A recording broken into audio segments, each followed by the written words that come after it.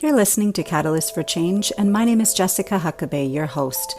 I started this podcast to learn what makes people resilient after challenging events and how they've used those series of events as a catalyst for change in their life. You'll hear stories of resiliency and strength, so get ready, sit back, and be prepared to be inspired. Today on my show, I have Kristina Campos. She lives in Colorado and has 4 children. She has been an educator for over 20 years, working with all grade levels, preschool through 12th grade. Kristina graduated from the University of Colorado at Boulder in 1999 and received her master's degree from the University of Denver in 2019.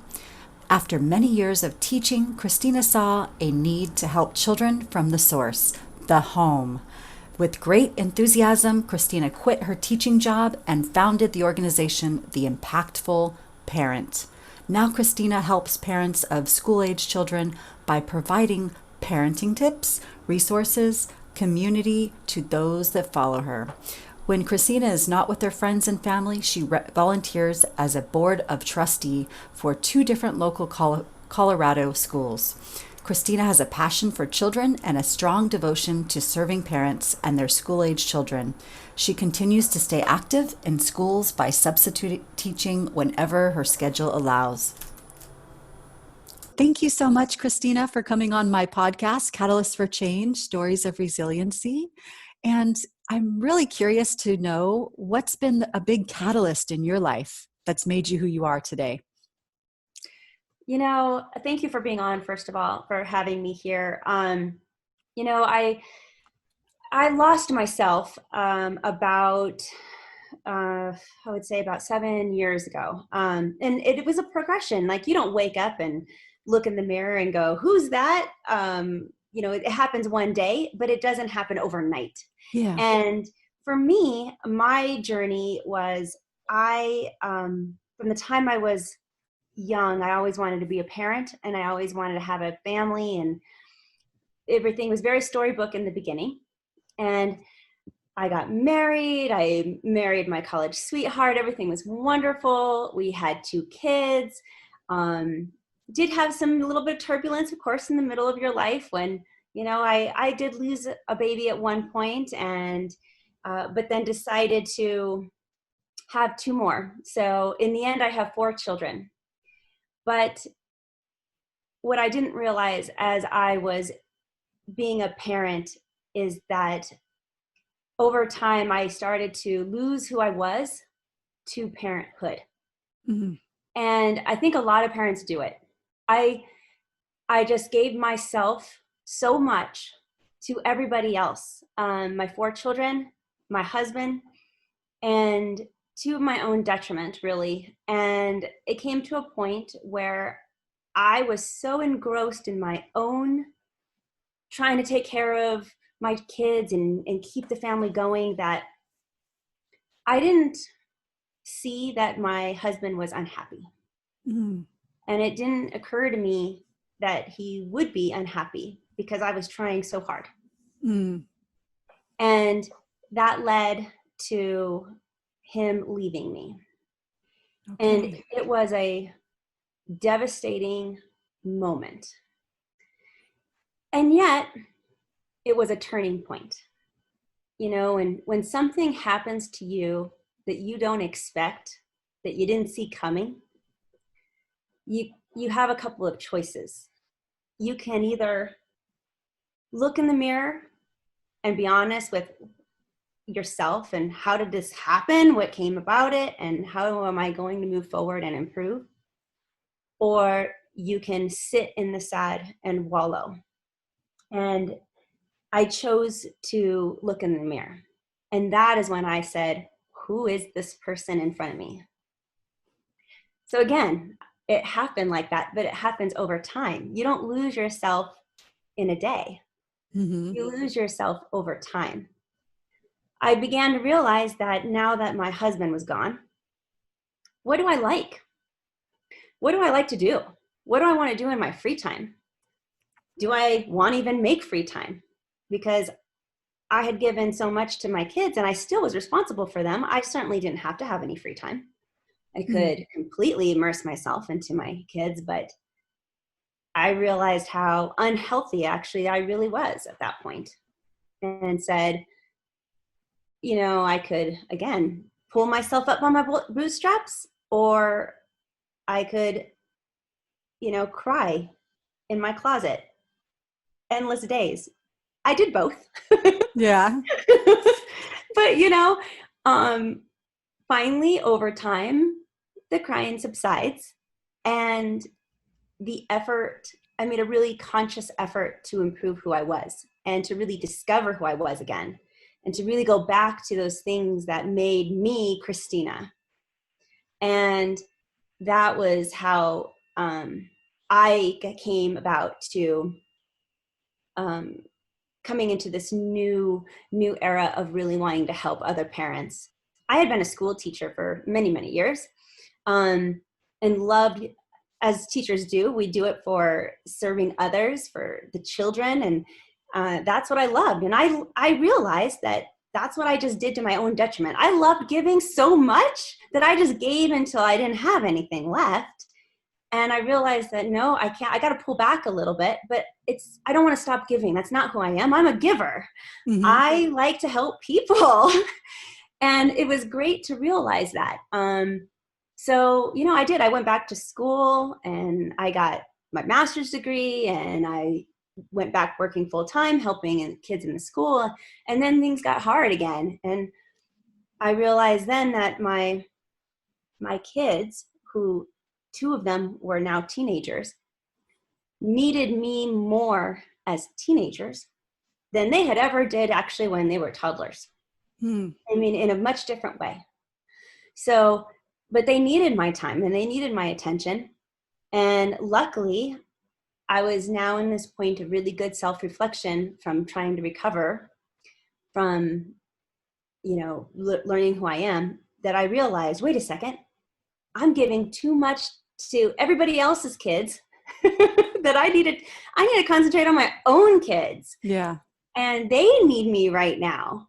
And I'm very happy that I saw that pretty early on in the right moment. And then it just came down to, how in the world am I going to serve others and still serve my children and still be authentic to myself? It took a while of brainstorming. It took a trip all by myself and a lot of journaling, but eventually that's where I came up with The Impactful Parent, which is now my business, to serve children, but now I'm serving their parents and really trying to hit helping children through the home, the source, and really sharing with parents my journey of parenthood and all the things that I've learned through serving children for so many years. So I try to do my best to pay it forward in a way that's really authentic to me. And because I'm my own boss, I get to pick, my hours of work, and I get to do, everything is virtual, everything's online. And that's what I needed in order to make time for my children. Yeah. So it's been an amazing journey, but it's definitely a journey. It doesn't happen overnight. And it's still continuing to be a journey, it sounds like. Oh, absolutely. Yeah. Every day is different, and still trying to grow. And I have an 18-year-old and I have a 16-year-old, but I got two more coming up the pipeline. Yeah. So, and they're going to bring me so many more new and different challenges, I know, than the two I already have. Because it's amazing how you can have 4 kids and each and every one of them are absolutely different than the other one. Yeah, that's so individual, right? Yes. Yeah. So what challenges have you had to overcome with the teenagers, if you don't mind me asking? Oh, absolutely. My oldest son is very dyslexic. And for years, I had to figure out why he couldn't read proficiently and what was going on. I knew from the time he was young, that there was something off, but I couldn't figure out what it was. It turns out that, dyslexia rarely comes on its own. It comes with a couple other things. For him, it came with sensory processing disorder. Okay. And that I had to teach my oldest a lot of resiliency through learning how to advocate for himself. And, you know, the world is a reading world. We read everywhere we go. Yeah. If you're severely dyslexic like that, then you need to figure out how to navigate the world differently than everybody else is used to. And so it was going through that journey with him, and that was difficult. Yeah. Yeah. Yeah. My 16-year-old is a whole other new ball of wax. That one is extremely bright, very, very gifted child. And with that comes some severe perfectionism that we have to overcome on a daily basis. Yeah. And so it goes a lot deeper than always trying to be perfect. Until you have a person who's a child who really is striving for perfection and getting them to pull back, it's very, very difficult. So that's posing new challenges for me too. Yeah. Wow. So you mentioned, I read your website that you mentioned as they become teenagers, you're really coaching them. So how did you coach? How are you coaching these two right now? Yeah, that's my true belief. I think, Yeah. you know, parenting, it evolves. You start, and when you're young with the child, of course, you're a protector and you're a teacher and you're teaching them how to do certain things. But over time, you have to let go of the control. Yeah. And that's one of the things that a lot of parents can't do and have a lot of trouble with, is letting go of control. And Yeah. they don't realize that they're still trying to control their kids, and they are. And that's another part of the whole layer of that.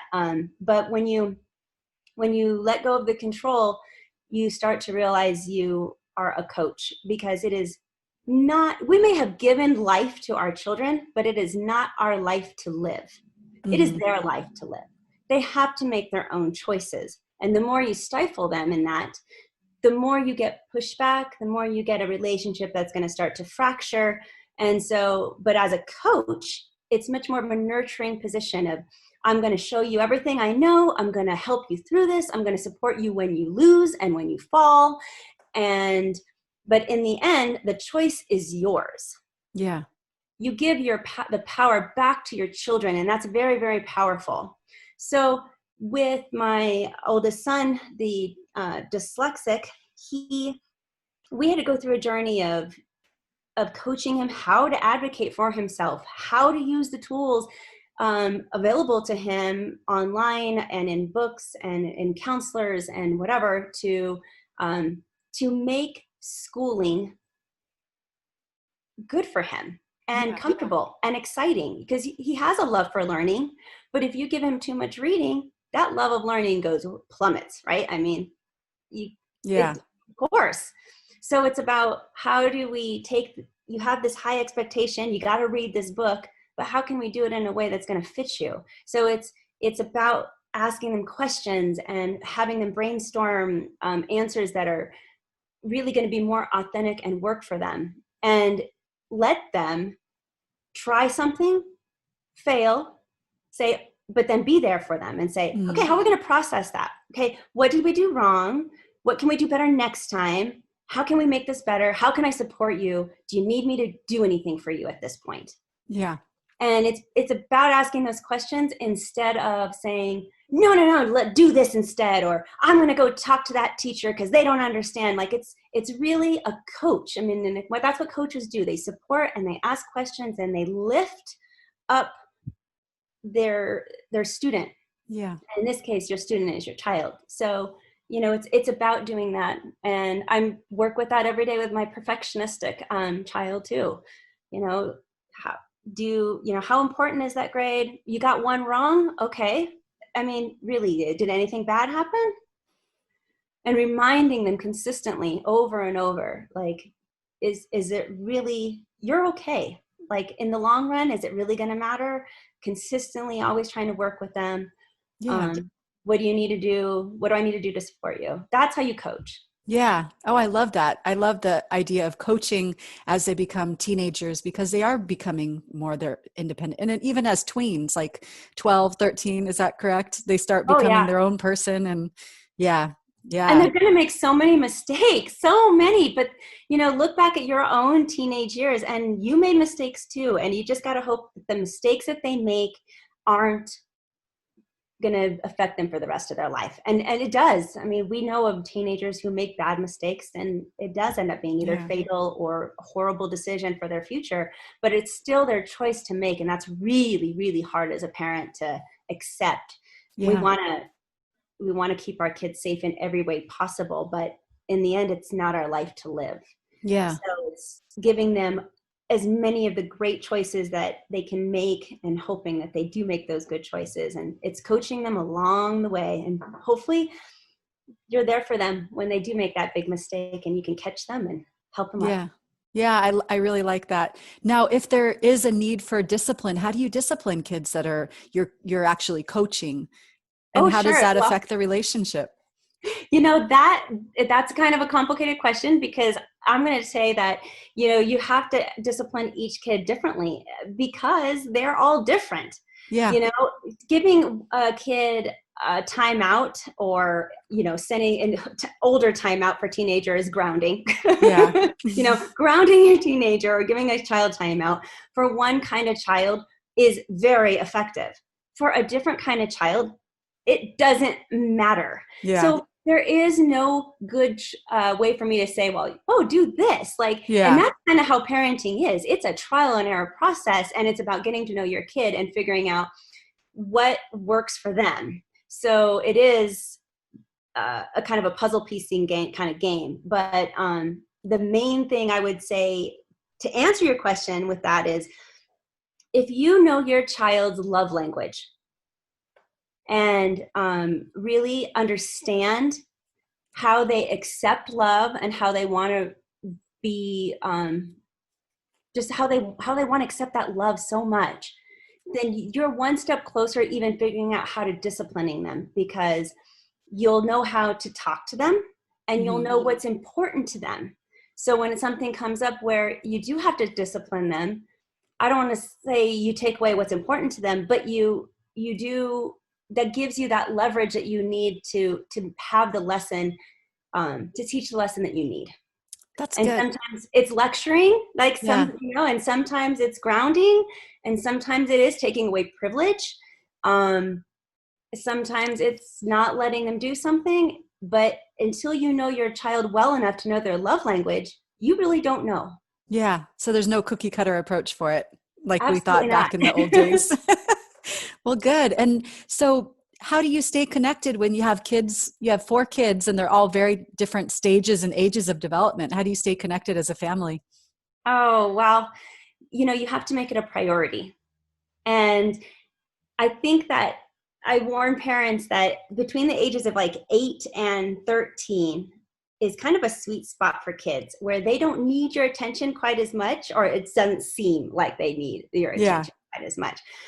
They're suddenly independent and they're ready to go do their own thing a little bit more. And yet they're still not a teenager, so they're not quite getting into trouble yet. And those are really that's a sweet spot year to really dedicate to spending a lot of time with your child. Yeah. So instead of taking the easy way out and saying, oh, they're great, they're fine, and just watching a movie with them, but to take those years and really make it an effort to engage with them, play the board game, go for the walk, go camping, take a weekend that's electronic free just for a game, make it a game. That's a sweet spot year to build really strong connections, so that the teenage years, when they start to separate from you and push you away, which is all developmentally appropriate. Yeah. But when they start to do that, you have that foundation that you need. But you do need to make it a priority. Even with my teenagers, they don't really want to spend that much time with me, but we make it a priority to do the little things, whether it's I'm going to go downstairs and check on my 16-year-old every night before she goes to bed, just for 5 minutes, or texting. You can talk to them in their own language. Yeah. It's okay to text your child and speak to them in the way that they like to communicate. But you find that, and you take your love language that you know that they have, and you feed it so that you can create those connections even when they're trying to disconnect from you. Yeah. I like that. So finding their love language, really engaging them in that sweet spot of 8 years old to 13 years old, that's really powerful. And then just learning what's important to them. And now, can you tell me if you have any rituals that you do with your children daily? Any like morning or evening rituals that you do? Our world is a ritual. I'm just be honest with you, because routine is how kids thrive. And because I know that our whole world is a routine. Yeah. We wake up at a certain time, we do the certain things over and over. But what a lot of parents don't realize is that routine creates security. Yeah. So is it boring? Sure, it could be totally boring to have a routine, especially doing the same thing every day. But that routine creates security. And when your kids are more secure in their day-to-day routine, you get less pushback, they engage more, they feel better. So yeah, we do the same thing just about every day. And when I say like the evening, there's might be a block of time where this is free time block, but it's the same block of time, Yeah. part of the routine. And sometimes we decide to play it together and play a board game together. And sometimes we've had a lot of a together time already, especially with this virus coming out right now. Like maybe we need alone time in our free time. Yeah. And that's okay too, and we just all separate and go into our own rooms and breathe. Yeah. but but you take whatever they need and you adjust it, but the routine is generally the same. Oh, that's really smart. And it seems like if they have routine, if they know what to expect from their parents, they can feel more confident in the rest of their life, in the outside world, outside of the Absolutely. family. And they can That's take those exactly how it chances works. and learn the things they need to learn at school, right? Yes. Yeah. Yeah. If kids know how you're going to react about things, then that makes a big difference too. So Yeah. if they know that when they mess up, you're going to scream and yell and get mad at them, and it's going to be a huge deal. Well, guess what? When they're a teenager, they're not going to want to tell you when they mess up. Yeah. But if you teach them that when they mess up, instead you're going to be the coach and you're going to support them in kind of debriefing what the mess up was. Okay, so what did you do? All right, why did you do that? Okay, can you tell me more about what you were thinking? All Hmm. right, what would you do better next time? How can we fix what you did? Is that even possible? Who do we need to apologize to? If you Yeah. can start, if you come at their mess ups like that, now they're teenagers and they know they're not going to get screamed at and dealt with. So now they actually want to come to you and say, Mom, I messed up. Help me figure out how to make it better. That's really powerful. And to be able to have that relationship with them, that kind of mentorship. I really Yes. like that. Yeah. So tell me, how are you working with your clients right now? And are you accepting new clients? Yeah, so I do a behavior management course where I help parents of school age children, specifically the sweet spot again, that tween years, um, with kids that have high anxiety or anger management issues. And it's actually a fully online course that you take, where you work at your own pace, but you get to work with me as part of the course. And it just helps kids with these really big emotions understand where their emotions are coming from. So I'm coaching the parent on how to be the coach they need to be for that child.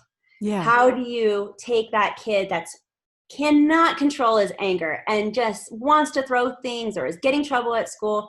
How do you take that kid and develop that relationship that he needs, or she, Yeah. and teach them how to really take control of their emotions again, how to bring them back to themselves. Because like I developed the program because my third child in line did have a lot of anxiety and anger issues. And so I saw that there was a need. I wasn't the only parent out there with this kid who had these big emotions. He was just a big feeler. And some kids are just big feelers, especially if they're gifted kids. kind of comes together in a pair. And these big feelers, there's so much emotion happening that they don't even realize what they're doing. And sometimes those emotions become impulsive. And once they cross over to impulsivity, then it gets scary, because now they don't know what they're doing. They're just doing it.